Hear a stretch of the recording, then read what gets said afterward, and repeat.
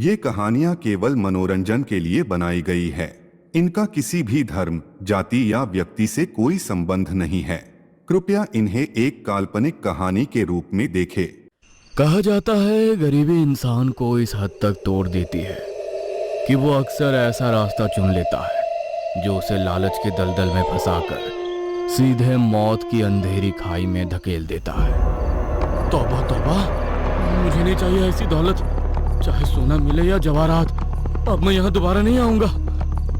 दौड़ते दौड़ते अचानक शकील का टांगा एक पुराने से बरगद के पेड़ के पास रुक गया। उस जगह को देखते ही शकील का चेहरा खौफ से भर गया। उसने घोड़े के ऊपर चाबुक बरसाई, लेकिन घोड़ा टस से मस ना हुआ। चल, चलता क्यों नहीं है नामुराद? यहाँ क्यों रुक गया? मैं कहता हूँ चल। उसी पल शकील को महसूस हुआ जैसे कोई पीछे आकर टांगे पर बैठ गया। जब उसने धीरे से पीछे पलटकर देखा तो वहां एक ऊंचे कद का शख्स बैठा हुआ था। उसका चेहरा अंधेरे में छुपा हुआ था, मगर शकील जान चुका था वो कौन है। नहीं नहीं, खुदा के लिए मेरा पीछा छोड़ दो, जाने दो मुझे। शकील टांगे की लगाम खींचकर भागने की कोशिश करता है, मगर वो ज्यादा दूर तक भाग ना सका। यह घटना आज से लगभग कुछ महीने पहले की है, जब शकील दिन रात मेहनत करने के बावजूद भी अपने परिवार की जरूरतें पूरी नहीं कर पा रहा था। शहर में टांगा चलाना ही उसकी रोजी रोटी का एकमात्र सहारा था, मगर जितना भी वो कमाता उसका ज्यादातर हिस्सा उधार और पुराने कर्ज चुकाने में ही चला जाता था। गौसिया, बहुत भूख लगी है, कुछ खाने को है तो दे दो। खाना? पहले ये बताओ आज कितना कमाया? शकील चुपचाप जेब से मुड़े तुड़े नोट निकालकर उसकी तरफ बढ़ा देता है। ये रख लो। दिन भर टांगा हाँकने के बाद भी बस गिनी चुनी सवारियां ही मिली। बहुत देर तक चौक चौराहों पर खड़ा रहा, मगर किस्मत ने आज भी साथ नहीं दिया। घर में खाने पीने की सारी चीजें खत्म हो चुकी हैं। आटा, दाल, यहाँ तक कि चूल्हा जलाने के लिए भी कुछ नहीं बचा है, और ऊपर से बच्ची की चप्पल भी टूट गई है। बताओ इतने में घर कैसे चलेगा? सब्र करो गौसिया, ऊपर वाला जरूर हमारे हालात ठीक करेगा। हाँ, लेकिन कब बदलेंगे ये हालात? शादी को इतने साल हो गए, लेकिन जिंदगी वहीं की वहीं अटकी है। अब तो मोहल्ले वालों ने भी उधार देना बंद कर दिया है। सब एक ही आना कर्ज चुकाओ, फिर उधार मांगने आना। बताओ क्या जवाब दूं मैं उन्हें? कब तक तुम्हारी उम्मीदों का सहारा लेकर बात टालती रहूं? बीवी की कड़वी बातों ने शकील को भीतर तक तोड़ दिया। वो मायूस और टूटा हुआ मन लेकर उसी वक्त टांगा लेकर घर से निकल गया। रात काफी हो चुकी थी। शकील खुद भी भूख से बेहाल था, मगर घर के हालात ऐसे थे कि कोई उसे रोक भी नहीं सका।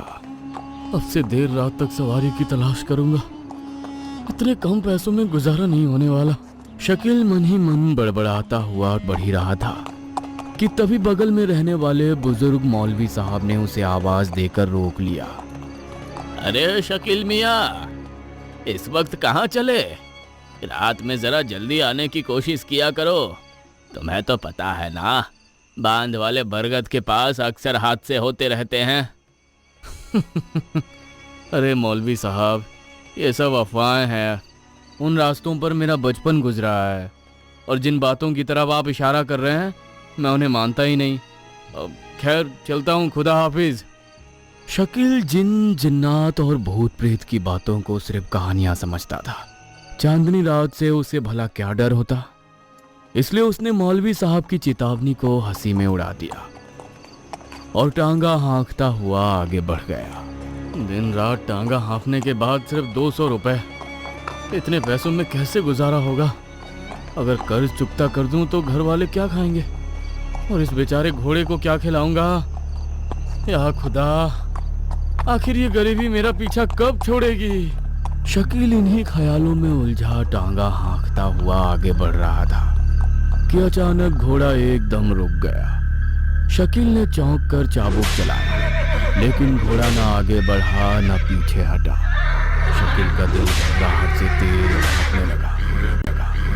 तभी उसकी नजर बरगद के घने साए के नीचे पड़ी, जहां दो लंबी आकृतियां बिल्कुल स्थिर खड़ी थीं। अगले ही पल वे आकृतियां धीरे धीरे अंधेरे से निकलकर उसकी ओर बढ़ने लगी। दोनों का कद करीब 7 फुट था। तन पर काले रंग की चमकदार शेरवानी और हाथ में ताजा गुलाब का फूल। दिखने में वो किसी पुराने जमाने के नवाब जैसे लग रहे थे। एक पल के लिए शकील का गला सूख गया। कहीं ये चोर डाकू तो नहीं? लेकिन पहनावा देखकर तो ये किसी रईस खानदान से मालूम होते हैं। शकील ने हिम्मत जुटाकर निगाहें ऊपर उठाई ही थी कि उन दोनों में से एक आगे बढ़ा और अजीब मुस्कान के साथ बोल पड़ा। हमें शहर के बाहर वाली एक दरगाह पर जाना है, क्या तुम हमें लेकर चलोगे? शकील अभी जवाब सोच ही रहा था कि दूसरा शख्स आगे बढ़ा। वहां एक निकाह की दावत है, हमें उसी में शामिल होना है। तुम हमें पहुंचा दोगे तो हम तुम्हारे एहसानमंद रहेंगे। देखो भाई, आमतौर पर इस वक्त के बाद मैं टांगा नहीं चलाता, लेकिन अगर इतना जरूरी है तो दोनों के 300 रुपए लगेंगे। हम तुम्हें मुंह मांगा दाम देंगे। मुंह मांगा दाम सुनते ही शकील का डर कुछ कम हो गया। उसने उन्हें टांगे पर बैठाया और वहां से निकल गया। हैरानी की बात यह थी कि जो घोड़ा अभी तक एकदम आगे बढ़ने को तैयार नहीं था, वही घोड़ा बिना चाबुक के खुद ब खुद चल पड़ा। कुछ देर बाद पीछे बैठे दोनों शख्स में से एक शख्स धीमे स्वर में बोला, कल रात भी हमें इसी वक्त यहीं से गुजरना होगा। ये रास्ता याद रखिएगा मियाँ। हाँ, हमें याद है। कल बड़ी महफिल सजेगी। कल हमें समय से थोड़ा पहले वहां पहुंचना होगा। अगर मैं कल भी इन्हें वहीं लेने पहुंच जाऊं तो कम से कम 300 रुपए और बन जाएंगे।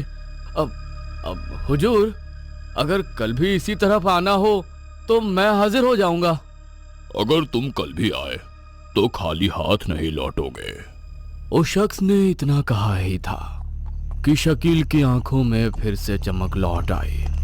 कुछ ही देर में टांगा शहर के बाहर पुरानी दरगाह के पास पहुंच गया, जहां दूर दूर तक कोई नजर नहीं आ रहा था। चारों तरफ वीरानी पसरी हुई थी। दोनों शख्स उसी सुनसान जगह पर टांगे से उतरे। फिर उनमें से एक ने अपनी जेब में हाथ डाला और शकील की हथेली पर सोने की कुछ मोहरें रखते हुए बोला, ये खरे सोने की मोहरें हैं, इन्हें बेचकर अपना दाम वसूल कर लेना। रात बहुत हो चुकी है, तुम्हारा यहाँ रुकना ठीक नहीं है। तुम जल्दी घर के लिए निकल जाओ। इतना कहकर वो दोनों शख्स चले गए, लेकिन शकील वहीं ठहरकर सोने की मोहरें देखता रहा। उसे अपनी आंखों पर यकीन ही नहीं हुआ। उसने एक मोहर को रगड़कर देखा, फिर नजदीक से परखा। मोहरें बिल्कुल असली थी।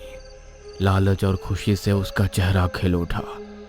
इसके बाद उसने जल्दी जल्दी टांगा मोड़ा और तुरंत घर के लिए निकल गया। सुनो जी, क्या ये सच में सोने की मोहरें हैं? भला कोई तांगे के किराए के बदले सोना देता है क्या? मुझे तो इसमें कुछ गड़बड़ लग रही है। अरे बेवकूफ, मैंने तुझे बताया ना, वो दोनों कोई खानदानी नवाब लग रहे थे। उनके लिए भला ये चंद मोहरें क्या मायने रखती होंगी? उनके पास तो ऐसी ना जाने कितनी सोने की मोहरें होंगी। गौसिया के दिल में अजीब सी बेचैनी उतर चुकी थी। उसे बार बार लग रहा था कि ये दौलत साधारण नहीं है, लेकिन इस वक्त शकील की आंखों में लालच चढ़ चुका था। अब देखती जाओ गौसैया, हमारी किस्मत कैसे बदलती है। कल रात में फिर उसी जगह जाऊंगा और उन्हीं मेहमानों का इंतजार करूंगा। हाँ। अगली रात शकील टांगा लेकर फिर से उसी पेड़ के पास जा पहुंचा। वहां उसने देखा बरगद के घने साए के तले वही दो शख्स पहले से उसका इंतजार कर रहे थे। फरमाइए हुजूर, आज कहाँ चलना है? वहीं जहां कल गए थे। आज बारात आने वाली है और हमें जल्दी वहां पहुंचना है। तो फिर तशरीफ रखिए माई बाप, हम अभी चलते हैं।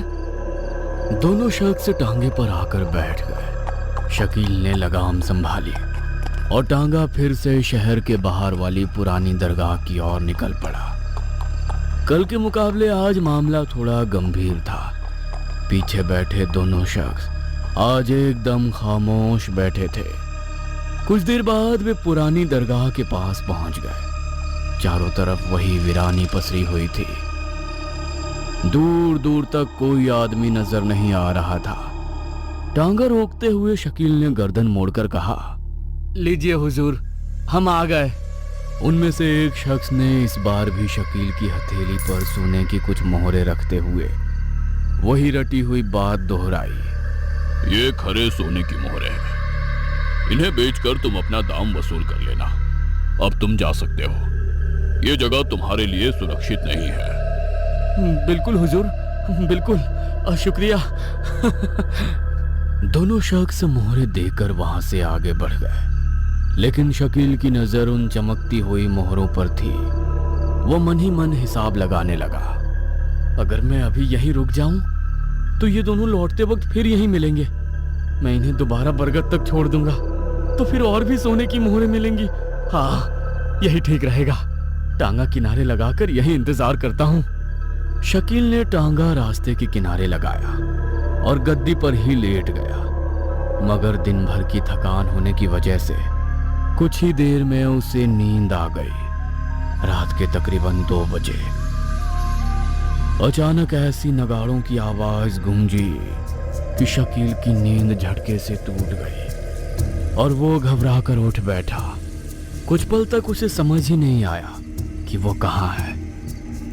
फिर जैसे ही उसकी नजर सामने पड़ी, उसकी सांसें तेज हो गई। दूर अंधेरे के बीच एक बारात उसकी तरफ बढ़ती दिखाई दे रही थी, जिसमें सभी लोग बेहद ऊंचे दिखाई दे रहे थे। वो इंसानों जैसे दिखते जरूर थे, लेकिन इंसान बिल्कुल नहीं थे। किसी के पैर जानवरों के खुर जैसे, तो किसी के हाथों के पंजे नुकीले दरिंदों जैसे। वो अजीबोगरीब बाराती आग की लपटों से खेलते हुए जश्न मना रहे थे। उनकी हर हरकत में ऐसी वहशत थी कि दूर से ही रूह कांप जाए। उसी पल बारात के बीच से एक शख्स ने अचानक सिर घुमाया और सीधा शकील की तरफ बढ़ने लगा। या खुदा, ये क्या है? कहीं ये जिन्नों की बारात तो नहीं? इतना कहकर शकील ने किसी तरह हिम्मत जुटाई और वहां से सरपट भाग निकला। शकील ने अपनी परेशानियों से लड़ने के लिए एक अजीब रास्ता चुन लिया था। दौड़ते दौड़ते अचानक शकील का टांगा एक पुराने से बरगद के पेड़ के पास रुक गया। उस जगह को देखते ही शकील का चेहरा खौफ से भर गया। उसने घोड़े के ऊपर चाबुक बरसाया, लेकिन घोड़ा टस से मस ना हुआ। चल, चलता क्यों नहीं है नामुराद? यहाँ क्यों रुक गया? मैं कहता हूँ चल। उसी पल शकील को महसूस हुआ जैसे कोई पीछे आकर टांगे पर बैठ गया। जब उसने धीरे से पीछे पलटकर देखा तो वहां एक ऊंचे कद का शख्स बैठा हुआ था। उसका चेहरा अंधेरे में छुपा हुआ था, मगर शकील जान चुका था वो कौन है। नहीं नहीं, खुदा के लिए मेरा पीछा छोड़ दो, जाने दो मुझे। शकील टांगे की लगाम खींचकर भागने की कोशिश करता है, मगर वो ज्यादा दूर तक भाग ना सका, जिसकी कीमत उसे अपनी जान देकर चुकानी पड़ी।